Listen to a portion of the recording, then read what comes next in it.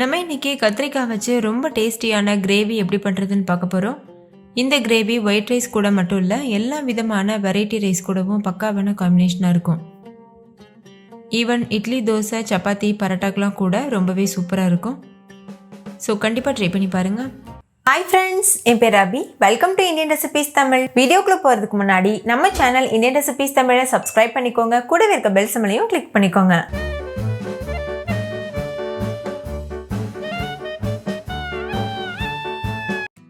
First இந்த recipe பண்ணுறதுக்கு ஒரு கடாய் சூடுபடுத்திக்கோங்க. அதில் 1 டேபிள் ஸ்பூன் எண்ணெய் சேர்த்துக்கோங்க.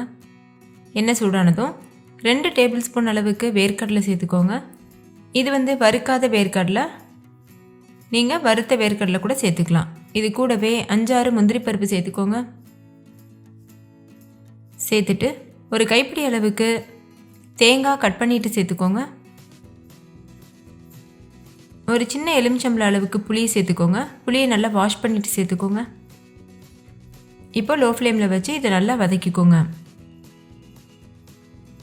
வேர்க்கடலை நல்லா கிறிஸ்பியாக வெந்து வரணும், அது வரைக்கும் வதக்கிக்கோங்க. நல்லா வதக்கினதுக்கப்புறமா இதை எண்ணெயிலேருந்து வெளியில் எடுத்துகிட்டு ஒரு மிக்ஸி ஜாருக்கு மாற்றிக்கோங்க. மாற்றிட்டு முழுமையாக ஆற வச்சுருங்க. நல்லா ஆறினதுக்கப்புறமா தான் அரைக்க போகிறோம். இப்போ பாருங்கள், இது நல்லா வறுபட்டுருச்சு. இப்போ இதை நம்ம எண்ணெயிலேருந்து வெளியில் எடுத்துடலாம். ஓகே, இப்போ இது ஒரு ஓரமாக இருக்கட்டும். அடுத்து அதே எண்ணெயில் மசாலா வறுத்துக்க போகிறோம். 2 டேபிள் ஸ்பூன் மல்லி விதை, ஒரு பட்டை, 1 டீஸ்பூன் அளவுக்கு உளுத்தம்பருப்பு, 1 டீஸ்பூன் சீரகம், 1/4 டீஸ்பூன் வெந்தயம், 1 டீஸ்பூன் கடலைப்பருப்பு, 2-3 கிராம்பு, 2 ஏலக்காய் இதெல்லாம் சேர்த்துக்கோங்க. இது கூடவே 2 டேபிள் ஸ்பூன் அளவுக்கு வெள்ளை எள் சேர்த்துக்கோங்க. சேர்த்துட்டு இதையும் நல்லா வதக்கிடுங்க. வெள்ளை எளுக்கு பதிலாக கருப்பு எள் யூஸ் பண்ணலாம், ஆனால் கிரேவியோட கலர் மாறிடும். அதுக்காக தான் நான் வெள்ளை எள் யூஸ் பண்ணியிருக்கேன். எள் நல்லா பொரிஞ்சு வர வரைக்கும் நல்லா இந்த மாதிரி வதக்கிக்கோங்க. இது லேசாக வறுபட்டு வரும்போதே இது கூட 2 வெங்காயம், ஒரு கைப்பிடி பூண்டு பற்கள், ஒரு சின்ன துண்டு இஞ்சி, ஒரு பெரிய சைஸ் தக்காளி இதெல்லாம் சேர்த்துக்கோங்க. 1-2 கட் பண்ணிவிட்டு சேர்த்துக்கோங்க, ஏன்னா நம்ம இதை அரைக்க தான் போகிறோம். அடுத்து இது கூடவே ஒரு கைப்பிடி புதினா இலை நல்லா வாஷ் பண்ணிவிட்டு சேர்த்துக்கோங்க. ஒரு கைப்பிடி அளவு கொத்தமல்லி இலை 1-2 கட் பண்ணிவிட்டு சேர்த்துக்கோங்க. புதினா கொத்தமல்லி சேர்த்து அரைக்கும் போது நல்ல ஃப்ளேவரோடு இருக்கும். வெங்காயம் முழுமையாக வதங்குற வரைக்கும் நல்லா வதக்கிடுங்க. இப்போ பாருங்கள், நல்லா வதங்கிடுச்சு. ஸ்டவ் ஆஃப் பண்ணிவிட்டு இதை முழுமையாக ஆற வச்சுருங்க. ஆறினதுக்கப்புறமா நம்ம ஏற்கனவே வறுத்துட்டு மிக்ஸி ஜாரில் சேர்த்துருக்கோம்ல, அந்த பொருட்களுடைய இதையும் சேர்த்துருங்க. சேர்த்துட்டு தேவையான அளவுக்கு தண்ணி சேர்த்து ஃபைன் பேஸ்ட்டாக அரைச்சிட்டு ஒரு உரமாக வச்சுக்கோங்க. இப்போ 1/2 கிலோ அளவு கத்திரிக்காய் எடுத்துக்கோங்க. கத்திரிக்காவை நல்லா வாஷ் பண்ணிவிட்டு இந்த காம்பு பகுதியை கட் பண்ணிவிட்டு இந்த மாதிரி கிராஸ் போட்டு கட் பண்ணிக்கோங்க. பாருங்கள், இந்த மாதிரி. இதில் உங்களுக்கு பூச்சி புழு ஏதாவது இருந்ததுன்னா தெரிஞ்சிடும். கட் பண்ணிவிட்டு தண்ணியில் போட்டு வச்சுக்கோங்க. அதே கடாயில் 2 டேபிள் ஸ்பூன் எண்ணெய் சேர்த்துக்கோங்க. எண்ணெய் சூடானதுக்கப்புறமா கத்திரிக்காய்களை ஒவ்வொன்றா சேர்த்துருங்க. சேர்த்துட்டு ஒரு 50% வெந்து வர வரைக்கும் இதை நல்லா வதக்கிக்கோங்க. எண்ணெய் ஓரளவு சூடாக இருக்கும்போதே கத்திரிக்காவை சேர்த்துருங்க, இல்லைன்னா ரொம்ப கையில் எண்ணெய் தெறிக்க ஆரம்பிச்சிடும். ஏன்னா நம்ம தண்ணியில் போட்டு வச்சுருக்கோம்ல கத்திரிக்காவை, அதனால் இடையிடையில் இந்த மாதிரி கலந்து விட்டுட்டே இருக்கணும். ரொம்ப எண்ணெய் உங்களுக்கு வெளியில் தெரிக்கிற மாதிரி இருந்ததுன்னா நீங்கள் மூடிட்டு கூட வேக வச்சுக்கலாம். இப்போ பாருங்கள், கத்திரிக்காய் பாதி அளவுக்கு நல்லா வெந்திருக்கு. இதை எண்ணெயிலேருந்து வெளியில் எடுத்துகிட்டு வேறு ஒரு பிளேட்டுக்கு மாற்றி வச்சுக்கோங்க. இது ஒரு உரமாக இருக்கட்டும். இது நம்ம கிரேவியில் கடைசியாக தான் சேர்ப்போம். இப்போ அதே எண்ணெயில் தான் நம்ம கிரேவி பண்ண போகிறோம். எண்ணெய் சூடாக தான் இருக்குது. 1 டீஸ்பூன் கடுகு சேர்த்துக்கோங்க. கடுகு நல்லா பொரியட்டும்.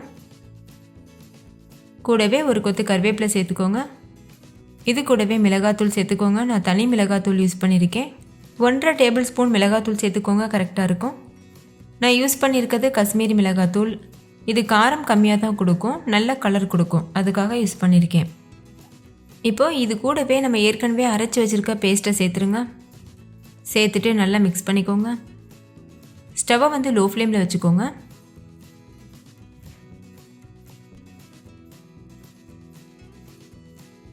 இந்த ஸ்டேஜில் உப்பு வேணும்னா நீங்கள் சேர்த்துக்கலாம். மூடி போட்டு மூடி வச்சுட்டு கிரேவி நல்லா திக்காயிட்டு எண்ணெய் பிரிஞ்சு வர வரைக்கும் வேக வச்சுக்கோங்க. இடையில மூடி ஓப்பன் பண்ணி கலந்துக்கோங்க. ஏன்னா அடி பிடிக்கிறதுக்கு சான்ஸ் இருக்குது, அதுக்காக. இப்போ பாருங்கள், நல்ல திக்கான கிரேவி தயாராக இருக்குது. நான் இடையில கலந்து விட்டுட்டே இருந்தேன். இப்போ நல்லா இந்த மாதிரி மிக்ஸ் பண்ணிவிட்டு தேவையான அளவுக்கு தண்ணி சேர்த்துக்கோங்க. நீங்கள் எந்த அளவுக்கு கிரேவி தண்ணியாக இல்லைனா திக்காக ப்ரிப்பேர் பண்ண போகிறீங்களோ அது பார்த்துட்டு தேவையான அளவுக்கு சேர்த்துக்கோங்க. இப்போ நல்லா மிக்ஸ் பண்ணிக்கோங்க.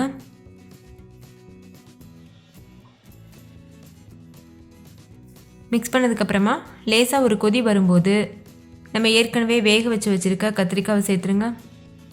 சேர்த்துட்டு நல்லா மிக்ஸ் பண்ணிக்கோங்க. மிக்ஸ் பண்ணிவிட்டு மூடி போட்டு மூடிட்டு எண்ணெய் பிரிஞ்சு வர வரைக்கும் வெயிட் பண்ணுங்கள். இடையில கத்திரிக்காய் வெந்திருக்கான்னு செக் பண்ணி பார்த்துக்கோங்க. கத்திரிக்காய் முழுமையாக வெந்ததுக்கப்புறமா ஸ்டவ் ஆஃப் பண்ணிவிட்டு நம்ம சர்வ் பண்ணிடலாம். இப்போ பாருங்கள், கிரேவி சூப்பராக தயாராகிருச்சு. கத்திரிக்காயும் நல்லா வெந்திருக்கு. இப்போ நம்ம ஸ்டவ் ஆஃப் பண்ணிவிட்டு சுட சுட சர்வ் பண்ணிடலாம். இந்த கத்திரிக்காய் கிரேவி ரொம்ப ரொம்ப டேஸ்டியாக இருக்கும். நான் ஏற்கனவே சொன்னது போல் இது சப்பாத்திக்கு பரோட்டாக்கெலாம் பக்காவான காம்பினேஷனாக இருக்கும். எல்லா விதமான புலாவ் பிரியாணி ரெசிபீஸ்க்கெலாம் சூப்பராக இருக்கும். ஸோ மிஸ் பண்ணிடாமல் ட்ரை பண்ணி பாருங்கள். ஓகே ஃப்ரெண்ட்ஸ், இந்த வீடியோ உங்கள் எல்லாருக்கும் ரொம்ப பிடிச்சிருக்கும்னு நம்புகிறேன். பிடிச்சிருந்தா லைக் பண்ணுங்கள், உங்கள் ஃப்ரெண்ட்ஸ் கூட ஷேர் பண்ணுங்கள்.